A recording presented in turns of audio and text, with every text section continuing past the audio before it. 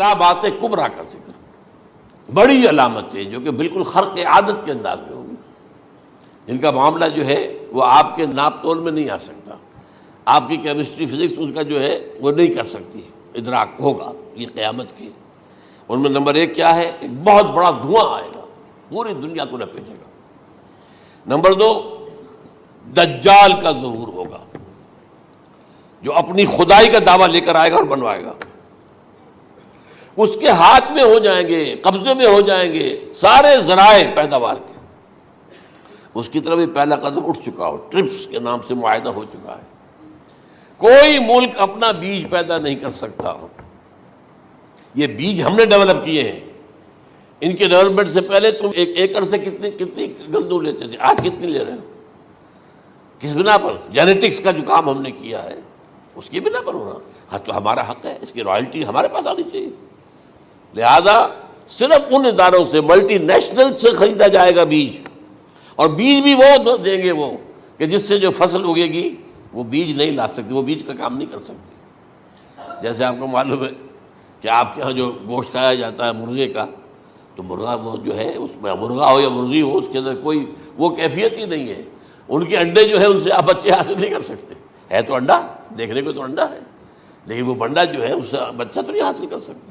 ایسے ہی وہ گندم کا بیج دیں گے، نظر آئے گی گندم، لیکن اس کے اندر وہ صلاحیت نہیں ہے کہ اس سے جو فصل اگے گی اس کا نتیجہ جو ہے وہ بھی آپ لے سکیں۔ یہ ہونا ہے، اللہ جانے، قدم اٹھ رہے ہیں ادھر۔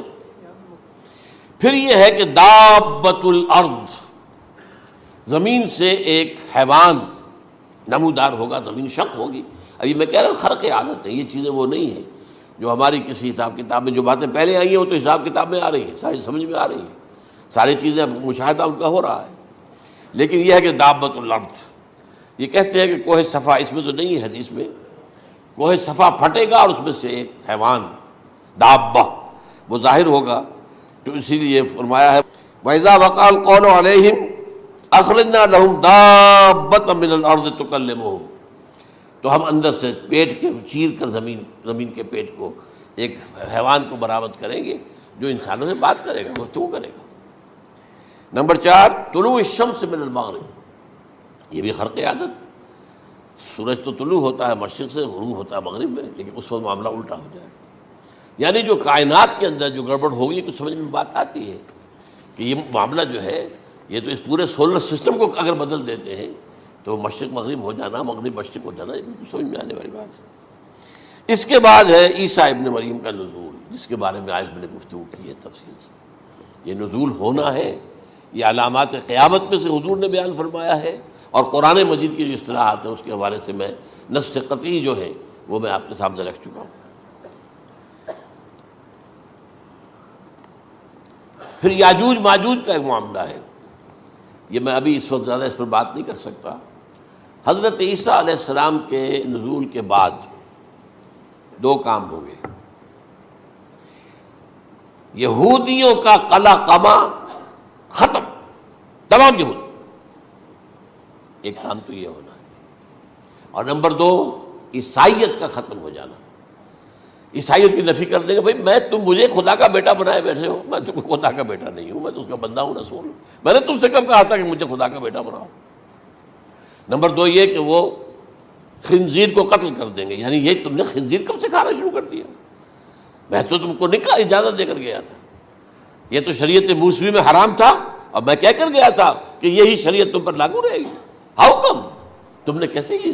آج بھی بہت سے رومن کیتھولکس جو ہے وہ سور نہیں کھاتے، وہ اس میں ہے ان کے اندر کچھ نہ کچھ بات جو ہے جو حضرت عیسیٰ کی تعلیمات کا کچھ اثر ان کے ہاں ہے۔ میں تو ایک مرتبہ، یہ 1971 کی بات ہے، 4-5 دن کے لیے برسلز میں رکا تھا، اس لیے کہ وہاں مجھے ایک صاحب نے خط لکھا تھا کہ وہاں ایک نوجوان ہے، ابھی اس ایمان لایا ہے، اور اس کے کچھ مسائل ہیں، ہم کوشش کر رہے ہیں ان کے مسائل حل کریں، آپ بھی جا رہے ہیں۔ میں انگلینڈ جا رہا تھا تو واپسی پر آپ ان کے یہاں چند دن ٹھہرے، میں حیران ہوا۔ ویسے اس نے مجھے اپنے گھر ٹھہرایا نہیں، اس لیے کہ ماں باپ تو اس کے کرسچن تھے، اور پولیس کا چیف آفیسر اس کا باپ تھا، چیف آف پولیس فورس۔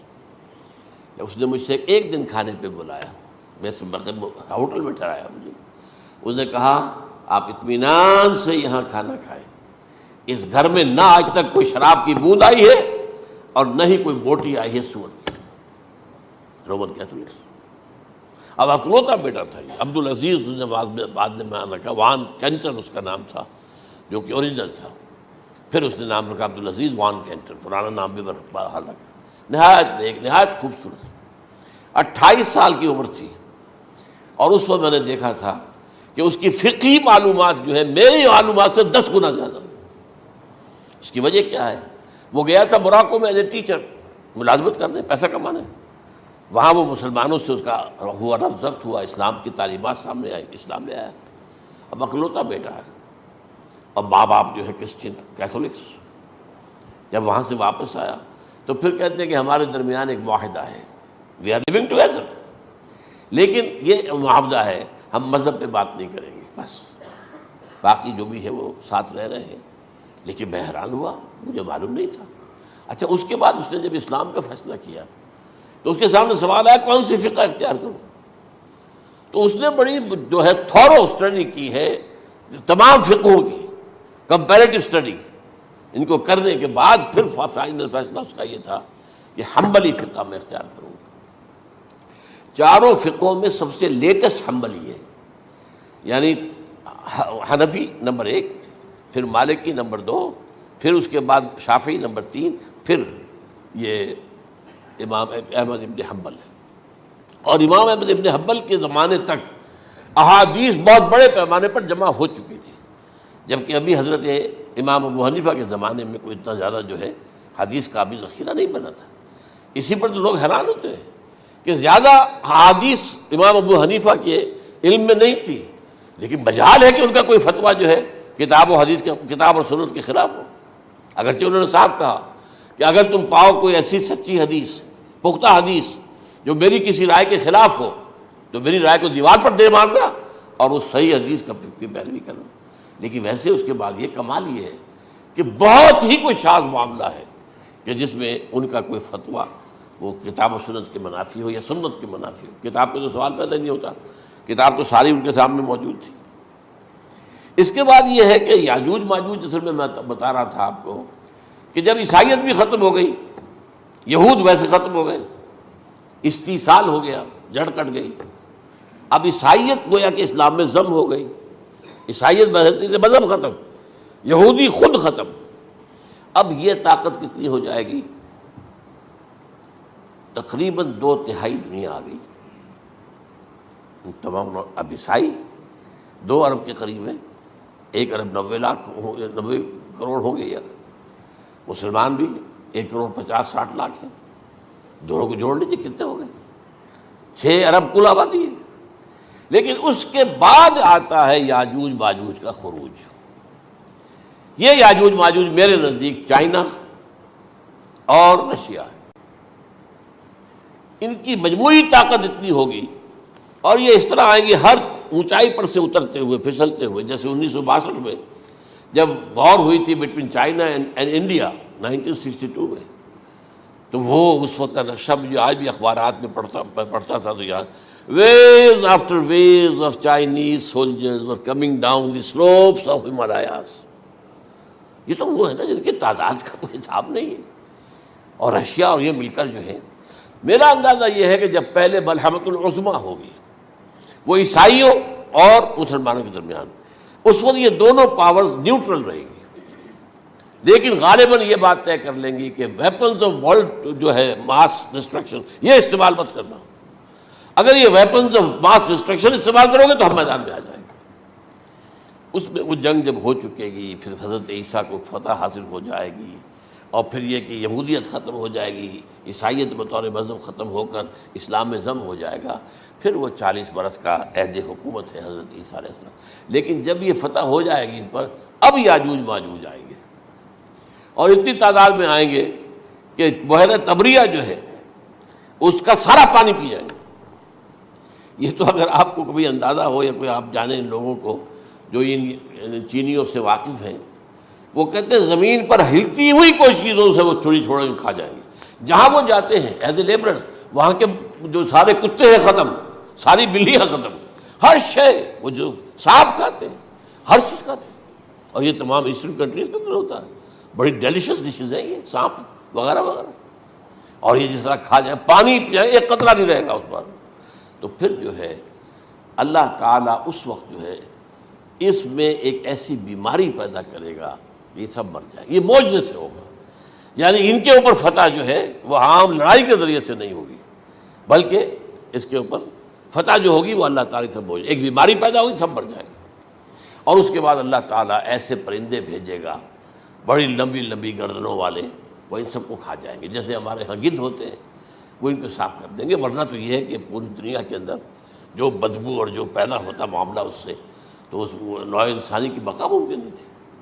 ان کے خاتمے کے بعد پھر یہ ہوگا کہ حکومت اسلامی جو ہے پوری دنیا میں حضرت مسیح علیہ السلام کی ہوگی. 45 برس وہ رہیں گے، اسی میں وہ کہلن بھی آ جائے گا، وہ فی المہد و کہلن جو میں نے شروع میں بیان کیا تھا. اسی میں پھر یہ ہے کہ وہ شادی بھی کریں گے، ان کی اولاد بھی ہوگی، اور پھر ان کا انتقال ہوگا تو حضرت حضور صلی اللہ علیہ وسلم کے حجرے میں، وہیں پر جہاں حضور اور ابو بکر اور عمر رضی اللہ تعالیٰ عنہم دفن ہیں، وہیں پہ ان کو دفن کیا جائے گا.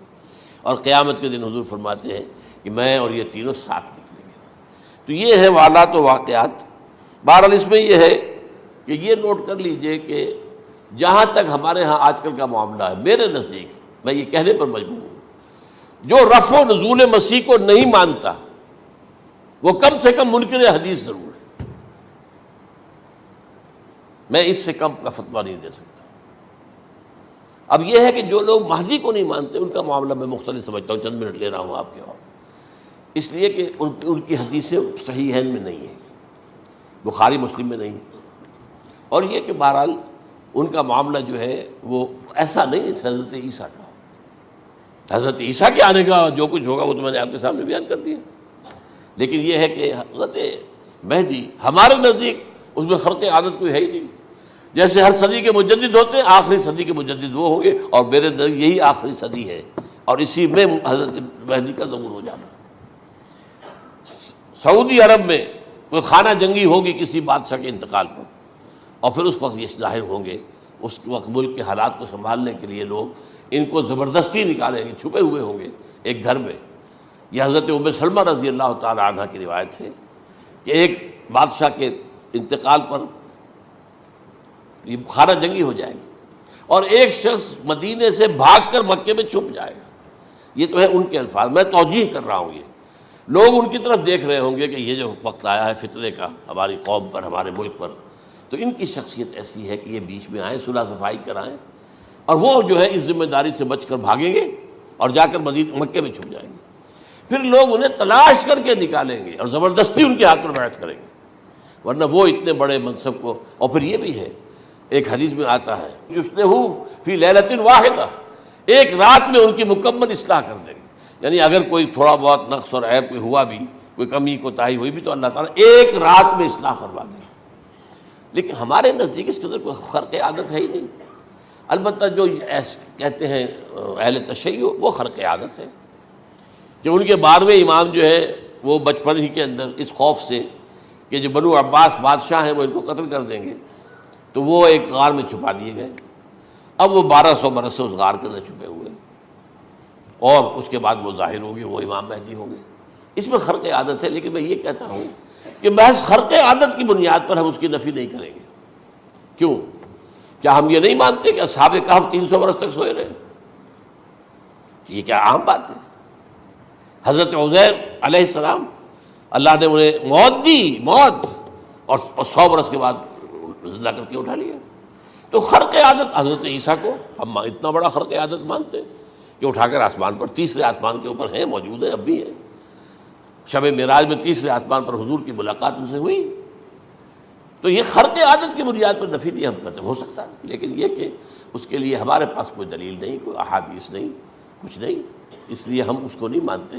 البتہ خود وجود جو ہے حضرت مہدی کا وہ کوئی عجیب بات نہیں ہے.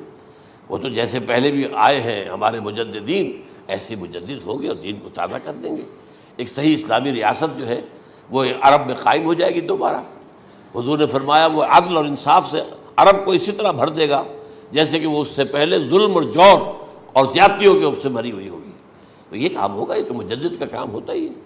اس حوالے سے لیکن بہرحال میں نے پھر بھی کہا کہ اگر احادیث کی کمزوری کی وجہ سے کہ صحیح عین میں نہیں ہے، اگر کوئی شخص انکار کرے تو مجھے کوئی اعتراض نہیں ہے، ٹھیک ہے، لیکن جو حضرت عیسیٰ کے نفع سماوی اور حضرت عیسیٰ کے نزول کا انکار کرتا ہے وہ کم سے کم، میں انہیں اور آگے کوئی فتویٰ نہیں دیتا کہ وہ کافر ہو گئے یا یہ ہو گئے یا وہ ہو گئے، لیکن منکر حدیث کے لائن میں تو وہ لازماً کھڑے ہو گئے۔